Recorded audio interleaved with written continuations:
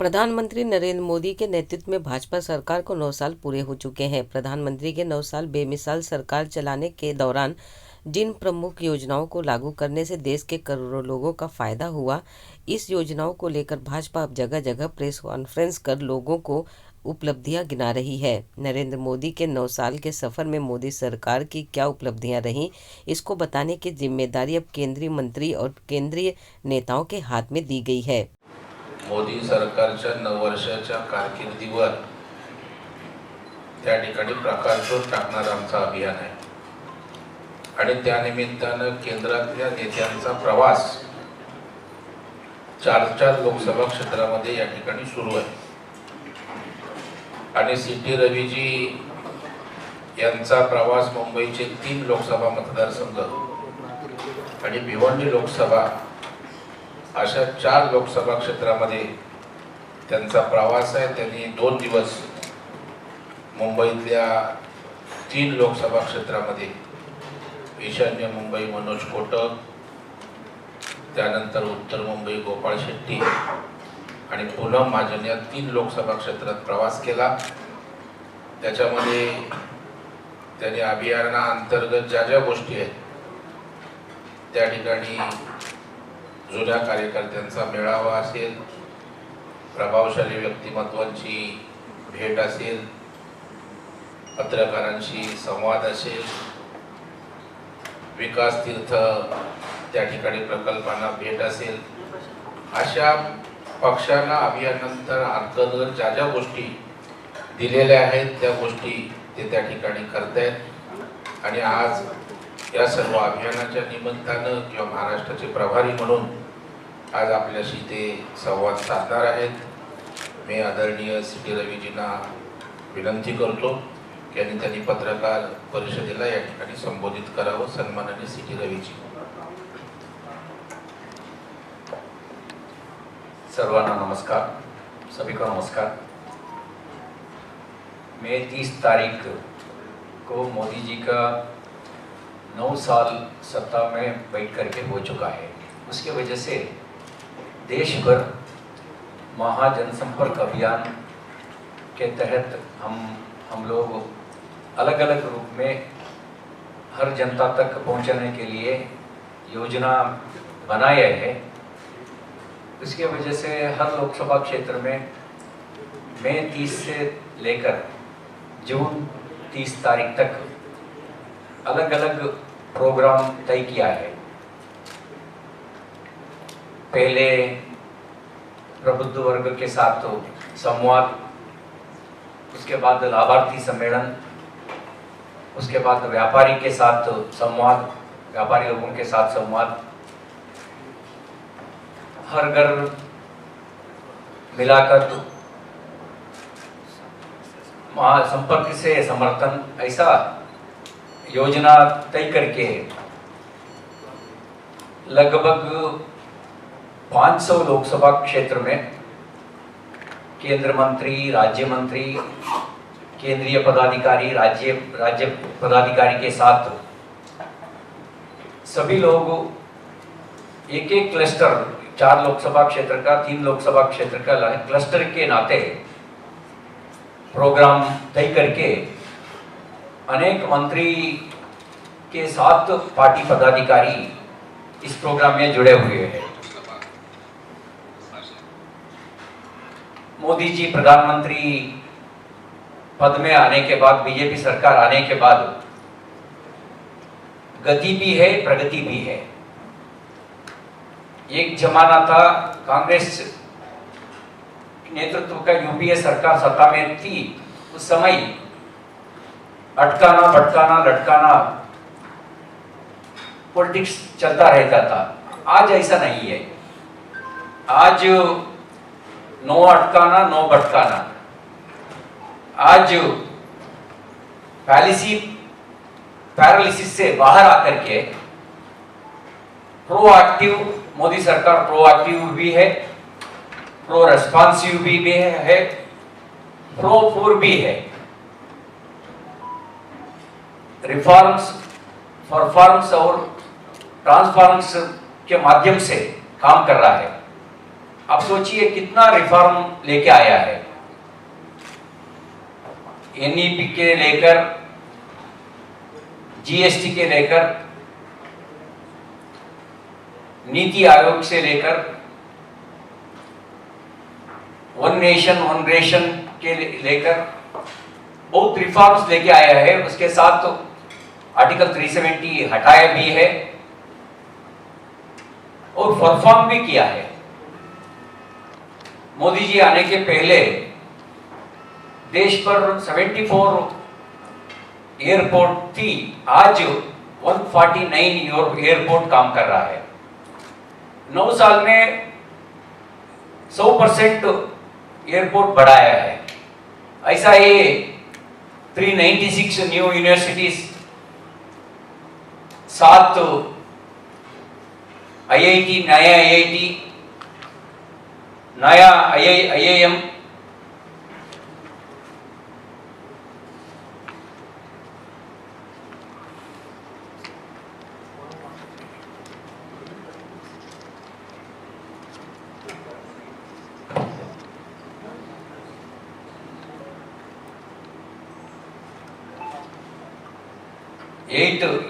AIIMS, नया AIIMS, 23 AIIMS,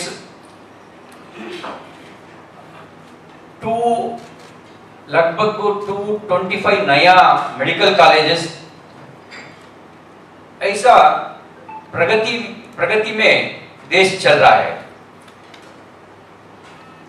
सबके साथ सबका विकास के माध्यम से अंत्योदय योजना तय करके जनधन से लेकर उज्ज्वला, आयुष्मान भारत, किसान सम्मान, सुरक्षा बीमा, ऐसा गरीबी कल्याण अन्न योजना, नया योजना जनता तक पहुंच रहा है।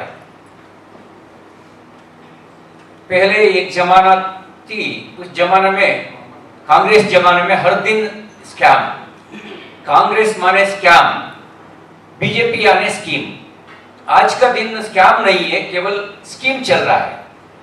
हर जनता को स्कीम मिल रहा है।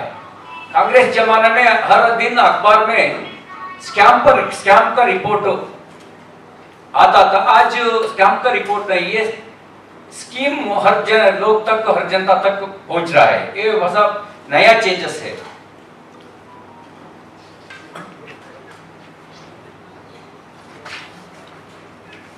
देश को सुपर पावर बनाने के लिए मोदी जी नेतृत्व का टीम काम कर रहा है। उसके साथ साथ सांस्कृतिक पुनरुत्थान भी हो रहा है। राम मंदिर निर्माण, Kashi corridor, Ujjaini Mahakal corridor, Kartarpur corridor, Somnath corridor, Buddha circuit, Ayodhya circuit, ऐसा सांस्कृतिक पुनरुत्थान का काम भी हो रहा है।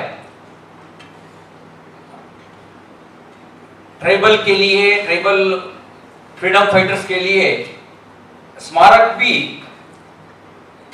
बनाया है। और कांग्रेस जमाने में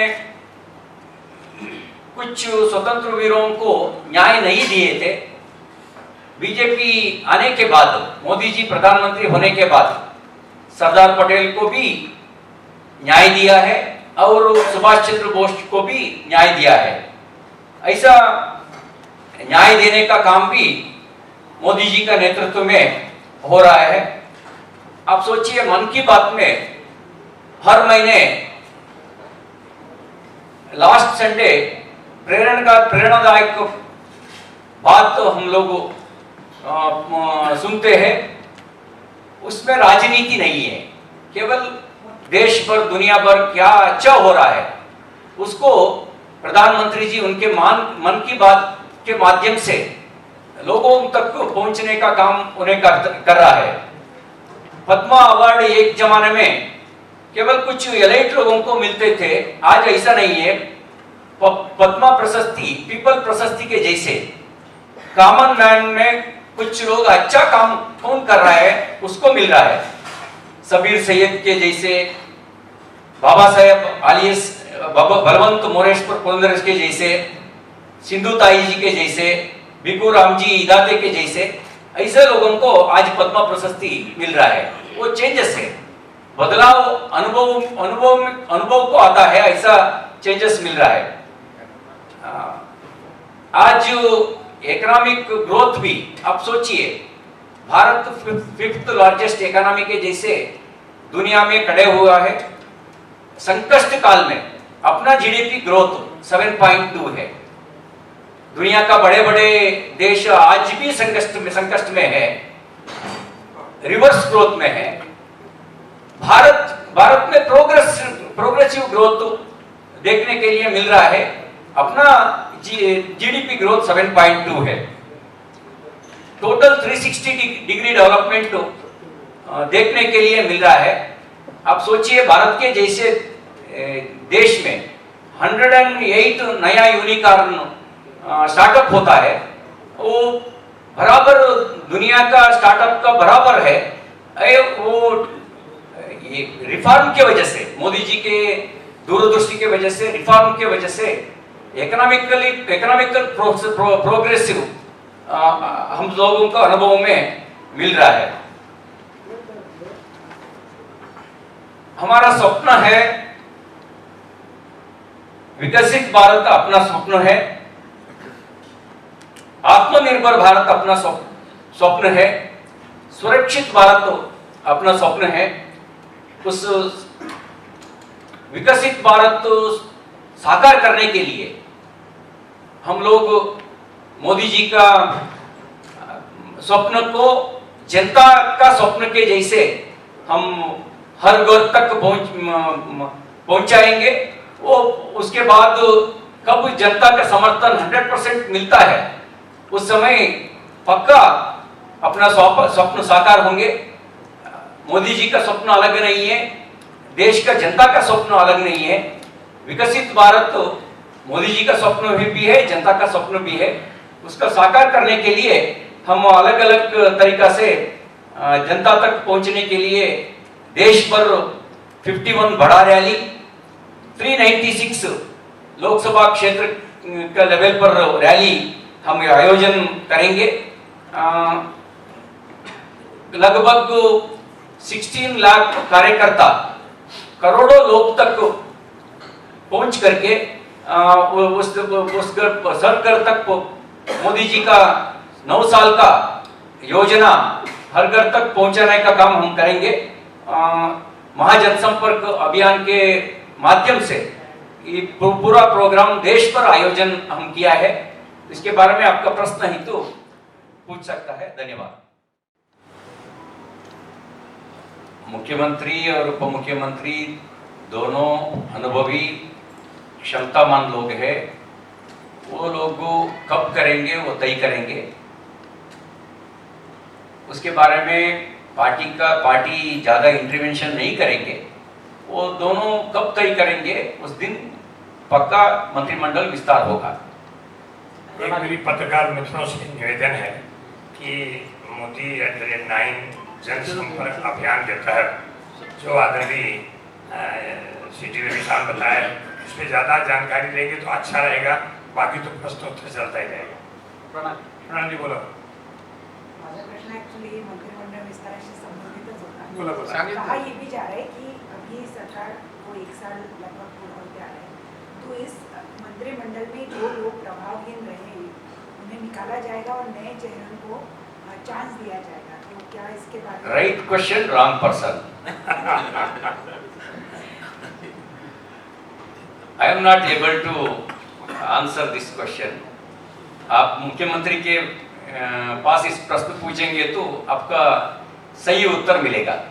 महाविकास आघाड़ी दावा कर रही है कि आने वाले लोकसभा चुनाव में भाजपा को 6 से ज़्यादा सीटें नहीं मिलेंगी, जबकि आप कह रहे हैं कि 45। तो ये कैसे होगा? हाँ, जनता भाजपा के साथ है। कुछ लोग ऐसा हमेशा कहते रहता है, मुंगेरी लाल के जैसे।